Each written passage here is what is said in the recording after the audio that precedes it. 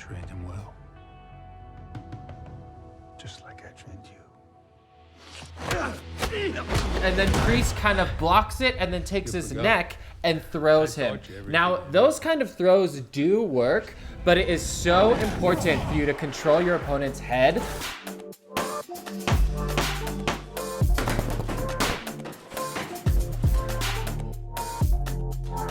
In order to figure out what your character's objective is. That's what I'm like. And Nola is taking down Mr. Bowlerhead.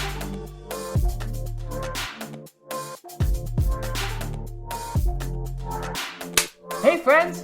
John here, and welcome to The Martial Actor. Today I, a black belt, will be reacting to Season 2 of Cobra Kai. Now this is part 1 of a 3-part series, so keep your eyes peeled for parts 2 and 3, and let's dive right in. Miguel? Congratulations. You did what I always thought you could do. You won. Okay, so this is episode 1 of season 2, and we have just seen John Kreese come back into the life of Johnny Lawrence. Everyone closed the book on us. They thought we were done. But now they see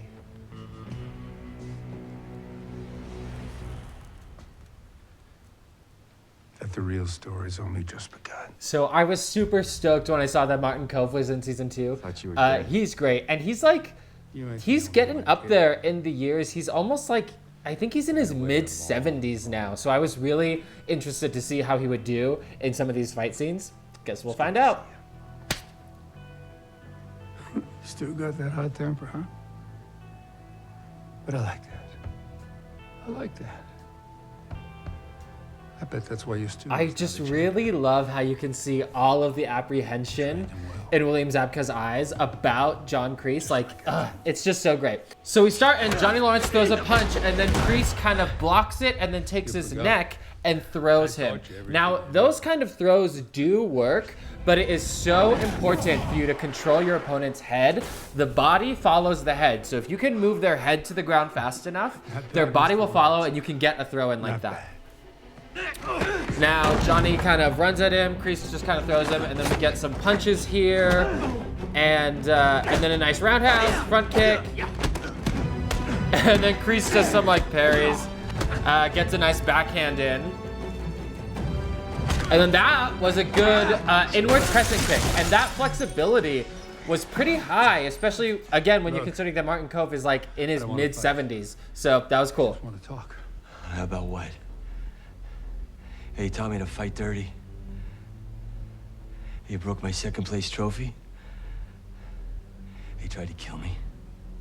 I never tried to kill you. And then Johnny Lawrence tackles him, tries to get an elbow, ends up hitting the mat. And then again, he like takes his head and throws him. This is all a stunt double. And then Johnny Lawrence now has John Kreese in a rear naked choke. So that was good technique. You can see he's in a rear naked choke. You want to be pushing your opponent's head down, and you want to be grabbing your own arm. He's not pushing his head down too much because obviously they want to keep it safe for TV. But his technique is there, and it's good. So It's very honorable and stupid. And then we end the fight, and John Kreese sweeps the leg and gets an elbow in. That wasn't a great sweep. You'd probably need a little bit more force behind it in order for it to work, especially because sweeps work best when your opponent is already off balance. But, that's being picky. Please direct your attention to the LaRusso Auto booth for a presentation from Miyagi-Do Karate.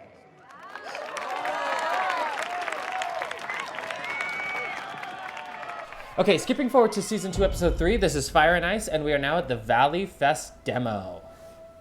Okay, so when I first saw this, I was super happy because what they're doing here is called kata.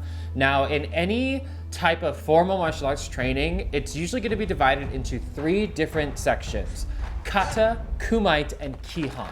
Now, kata is like standalone forms, Kumite is what most people are familiar with, and that's like partner work or sparring. And then Kihon is like fundamentals, strikes, blocks, things like that. So this is some good kata that we're seeing. And now Daniel LaRusso is pulling out a bow staff. I think this is probably the first time in the series we've seen any real weapon work. So this is pretty simple bow staff work. Like, it's nothing too complex here, but it is like technically accurate.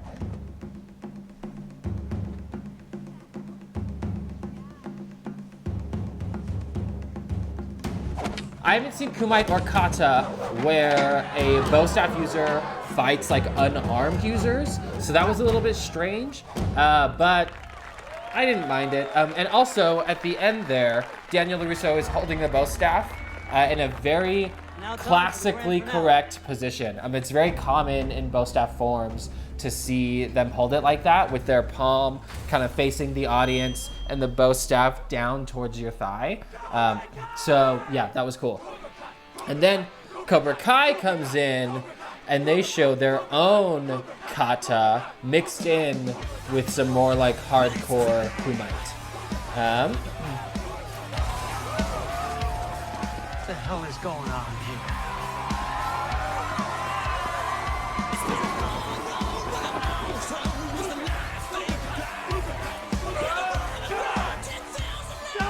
So yeah, so this is more like kata where they're synchronized with in like a group. So you'll have one person ki or do that vocalization, and then they'll do like one chunk of the form, and then they'll wait for the ki to do the next chunk. And now we're getting some fighting. So Miguel's throwing some stuff, Haka's throwing some stuff. This all looks great. Good sweep. Another good sweep. Yeah, I mean it's all really quick cuts. Like you can't really, there's not too many prolonged shots, so you can't really see what's going on that well. But from what I can see, it looks good. And now they're breaking boards. I always love seeing the breaking board gimmick because people think it's so cool, but it's not actually that difficult. This was a good kick from the Sun Devil. Anyway, yeah, breaking boards is not that difficult. Usually, like 90% of the time I see it in real life or even in movies, they're using pine, and it's like not a very thick board. Pine is like one of the softest woods in existence. It's so easy to break. Like I've seen children in children's classes break pine boards, so it's not that hard. Now this, breaking bricks, is much harder, and I've never seen anyone break bricks that are on fire. So I'm not sure, like they just wanted to add that for an aesthetic effect. That fire was CG, so yeah. Anyway, breaking bricks is much harder. It's cool that he did that. Yeah. You did it, Sensei? No, we did it.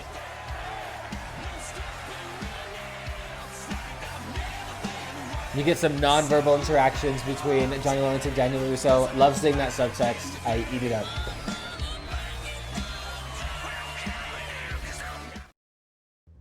Which one of you has the balls to take on the champ?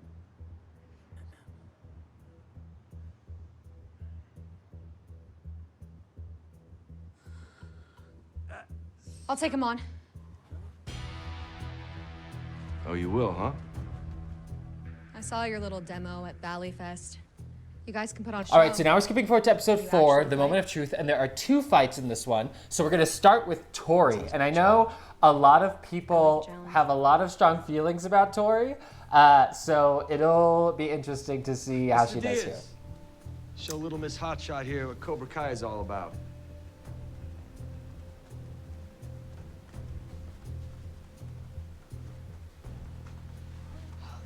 Look, are you sure that you want to do So she starts with like a really strong front kick. Now, I know a lot of people in the karate world have mixed feelings about men and women sparring. I think it's great because in a real world situation, women are going to be aggressed upon by men, so they need to be prepared for that. Now, Tori's showing some really aggressive movement here, and she moves really well. So that's great. Let me see it coming. So she tackles Miguel. Did you see that coming? Get like an awesome one-liner. And so Miguel does, I call it like a scissor takedown, but technically that wouldn't work as well as it should have. You need to aim for your opponent's knees and you buckle their knees in order to take them down. His takedown was a little bit high. So again, technically it wouldn't have worked, but it looked great. Baby. My name's Miguel. Tory. And then Tory takes him down with an awesome takedown and then gets him into like an arm lock with his face on the ground. I love seeing that. A lot of times in movies and TV shows, when you see people take each other down, they won't control the opponent's body, but she's controlling his face on the ground, which is great technique. Loved seeing that. You're gonna give it all back. The hell we are. You didn't learn your lesson last time. That's cool. We can give you a refresher course. Bring it. And now we get to see the clip that everyone has been waiting for. We finally get to see Daniel LaRusso fight. So, Robbie's gotten himself into like a sticky situation here. They're on the beach and it's in like a 1v3 kind of situation. And so Daniel comes in to save the day. So he kind of jumps from the dock and knocks the knife out of the guy's hand. Now, Daniel's stance, it's very elbows in, palms up close to his body. That is textbook Wing Chun. So, love seeing that. So he gets a good kick, and then he redirects the opponent's momentum into the pole, still holding the arm, and then does the takedown. Looks great. Good back kick in, coming back to neutral in that, again, that like Wing Chun pose. And then he gets like 2 punches in, and then a reverse crescent kick, and then he does a jump inward crescent kick. Great kicks, good flexibility, looks good. know how to move like that, huh? Come on, let's go. And that's the end of the fight. I think in these first 4 episodes, they really were just giving audience tastes of what to come. You don't see a lot of fighting, you don't see a lot of choreo, it's all very brief clips. There's definitely more to come in the rest of the season. Stay tuned for part 2, and that's all I've got for you today. So take care of yourself, take care of each other, and I'll see you next time.